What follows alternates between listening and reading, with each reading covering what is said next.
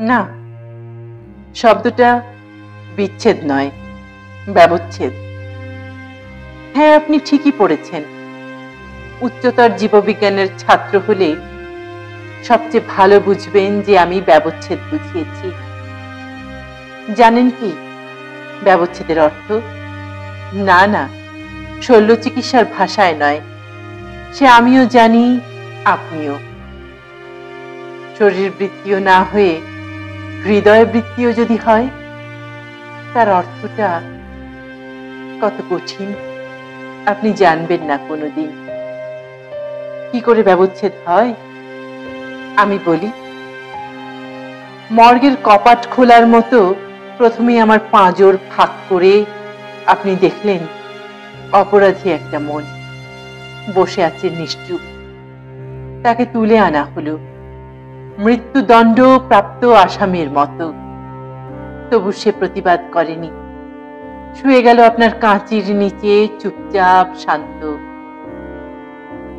আপনারও কোনো অস্থিরতা ছিল না, কোনো আবেগ বা অনুভূতি কাজ করেনি। পেশাদার হাতে গ্লাভস পরে নিলেন সার্জিক্যাল মাস্ক। আমার হৃদয় এখন আপনার স্পর্শ ও ঘ্রাণের বাইরে। বাঁ হাতে আলতো করে হৃদয়টা তুলে ডান হাতে স্ক্যালেপেল চালালেন খুব ধীরে, যেন ওটা ঠিক ফাউন্টেন পেন আর হৃদয়টা কাগজ। আপনি লিখছেন আর সে লালে ছেয়ে যাচ্ছে। হৃদয়ের চোখ নেই, হয়তো তাই সে কাঁদেনি। কিন্তু আপনি যখন প্রকোষ্ঠ খুলে দিলেন আলোর নিচে, কি দেখলেন? আরো ভালো করে বুঝতে আপনি মরিয়া হলেন, আরো ভালো করে দেখতে আপনি মরিয়া হলেন।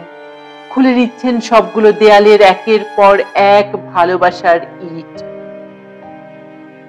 তন্ন তন্ন করে আপনি কি পেলেন? কিছুই না। আরো ভালো করে বুঝতে ও খুঁজতে আমার হৃদয়কে ডোবালেন হরেক রাসায়নিকে। আমার হৃদয়কে তুলে দিলেন মাইক্রোস্কোপের নিচে। এবার দেখুন, সেখানে আপনি নামের ব্যাধি ছাড়া আর কিছুই ছিল না। কখনোই আপনি ছাড়া কিছু ছিল না। ময়নাতদন্ত শেষে আপনি যখন লিখলেন এই হৃদয়টি আমাকে ভালোবেসেছিল, অথচ হৃদয়টি তখন মৃত। প্রিয় অটোপোসিস্ট, আমার কোনো দুঃখ নেই হৃদয়ের মৃত্যু নিয়ে, কোনো আফসোস নেই। শুধু একটা অপমান নিয়ে চলে যাচ্ছি।